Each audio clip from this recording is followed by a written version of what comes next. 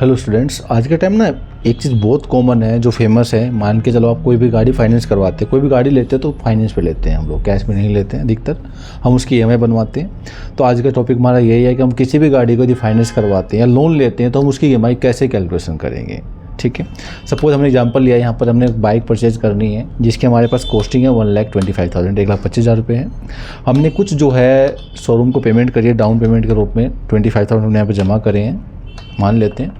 तो हमारा जो लोन अमाउंट है कितना बचेगा, यहाँ पर आप कॉस्टिंग में से माइनस कर दोगे डाउन पेमेंट, तो हमें कितना फाइनेंस करवाना है बैंक से, 1,00,000 रुपया। अब बैंक हमें फ्री में तो करेगा नहीं, बैंक हमसे इंटरेस्ट चार्ज करेगा। उसने बोला जी 12% चार्ज करेगा। हमने कहा 3 ईयर्स के लिए हमें ईएमआई बनवानी है। अब क्वेश्चन ये आता है यदि मैंने 3 साल के लिए ईएमआई बनवाई है तो मुझे ईएमआई जमा कितनी करनी है, मुझे हर महीने जो है कितना जमा करना होगा, या मुझे क्वार्टरली कितना जमा करना होगा, या मुझे हाफ ईयरली कितना करना है, मुझे ईयरली कितना करना होगा। सपोज हम लोग कैलकुलेशन करते हैं मंथली, तो ईएमआई निकालने के लिए हमें पीएमटी फॉर्मूले का इस्तेमाल करना है। पीएमटी आपको इक्वल लगाना, माइनस का साइन लगाना, पीएमटी लगा देना, बैक स्टार्ट करना है। ठीक है, अब आपसे पूछा रेट ऑफ इंटरेस्ट, आप यहाँ पर रेट ऑफ इंटरेस्ट को चार्ज कर सिलेक्ट कर लोगे जो आपसे बैंक चार्ज कर रहा है, डिवाइड बाय 12 करेंगे यहाँ पर, क्योंकि हम लोग कैलकुलेशन कर रहे हैं मंथली और महीने कितने होते साल के अंदर 12 होते, तो रेट को भी कितने से डिवाइड कर देंगे, 12 से कर देंगे, हमें मंथली निकालनी पड़ेगी।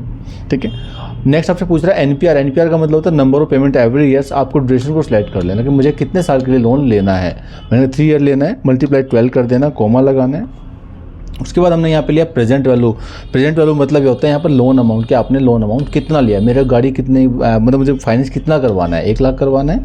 ब्रैकेट क्लोज करेंगे, एंटर कर देंगे, तो मुझे ईएमआई कितनी देनी है, 3321 रुपया 43 पैसा मुझे जमा करना है मंथली। ठीक है, यदि हम क्वार्टरली करें, जैसे मेरे पास तो मंथली तो बनता नहीं है, मैं तो क्वार्टरली 3 महीने जमा करना चाहता हूँ, तो आपको क्या करना है, इक्वल टू पीएमटी लगा देना है यहाँ पर, और यहाँ से सिलेक्ट करना रेट ऑफ इंटरेस्ट को। आपने ये लिया यहाँ पर रेट ऑफ इंटरेस्ट सेलेक्ट करा, डिवाइड बाय 12 करेंगे, 4 करेंगे यहाँ पर, क्योंकि साल में कितने क्वार्टर होते हैं, 4 होते हैं।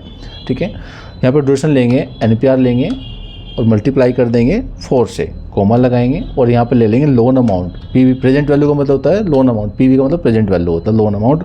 ब्रैकेट क्लोज करेंगे, एंटर करें, तो मुझे क्वार्टरली कितना जमा करना होगा, 10,046 रुपये 21 पैसे। जो माइनस का साइन ये आ रहा है तो माइनस को हटाने के लिए आप क्या करेंगे, F2 प्रेस करेंगे, और जो पीएमटी लिखा है यहाँ पर ये इक्वल और पीएमटी के बीच में माइनस का साइन यूज कर लेंगे आप। इससे क्या होगा, माइनस माइनस क्रॉस हो जाएगा, मतलब खत्म हो जाएगा माइनस का साइन आपका, और एंटर कर देंगे। यहाँ पर आपको इक्वल के बीच में लगाना है, यदि यहाँ पे नहीं दो तो एरर देगा फिर वो आपको। ठीक है, यदि आपको आप बोले मेरे ना हाफ ईयरली जमा करना है, मेरे पास क्वार्टरली नहीं बने, आप 6 महीने जमा करना चाहता हूँ, तो आप क्या करेंगे, यहाँ पर पीएमटी फॉर्मूला यूज करेंगे।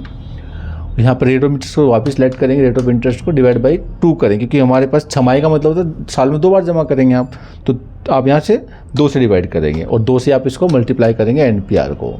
यहाँ से मल्टीप्लाई हमने 2 कर दिया, कोमा लगाएंगे, और यहाँ पर लोन अमाउंट ले लेंगे आप। इससे क्या होगा, आपकी जो ईएमआई वो हाफ ईयरली बन जाएगी, आपको जो है 6 महीने में इतना जमा करना होगा। ठीक है, और माइनस का साइन इसको यूज़ कर लें, माइनस का साइन, तो माइनस खत्म हो जाएगा, एंटर करेंगे। मैं बोलूँ जी मुझे ना ईयरली जमा करना है, मैं 6 महीने नहीं होते मेरे पास ना, मैं हाफ ईयरली जमा करना है, क्वार्टरली या मंथली, मुझे ना ईयरली जमा करना है, तो आपको इक्वल लगाना है और यहाँ पे करना है, माइनस का साइन पहले लगा लेते हैं लोग, पीएमटी लगाएंगे, यहाँ पर रेट ऑफ इंटरेस्ट सेलेक्ट करेंगे। अब यहाँ डिवाइड नहीं करना आपको कुछ भी, क्योंकि आप साल में एक ही बार से जमा कर रहे हो।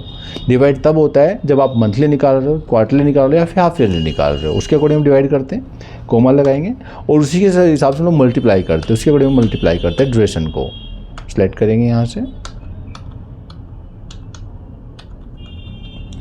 ड्यूरेशन को सिलेक्ट कर लेंगे, यहाँ पर आप ये कोमा लगाएंगे, और लोन अमाउंट आप यहाँ पे सिलेक्ट कर लेंगे। इससे क्या होगा, आपकी जो ईएमआई वो बन के आ जाएगी। अब आप किसी भी प्रकार की जो ईएमआई वो निकाल सकते हो।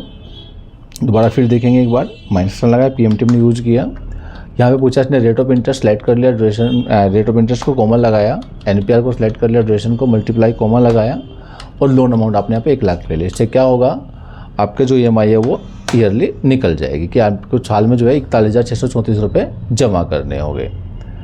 इस तरीके से आप किसी भी चीज़ की ईएमआई कैलकुलेशन कर सकते हैं, चाहे लोन अमाउंट हो, चाहे कोई गाड़ी आपने फाइनेंस करवाई, इजीली आप कैलकुलेशन कर सकते हैं।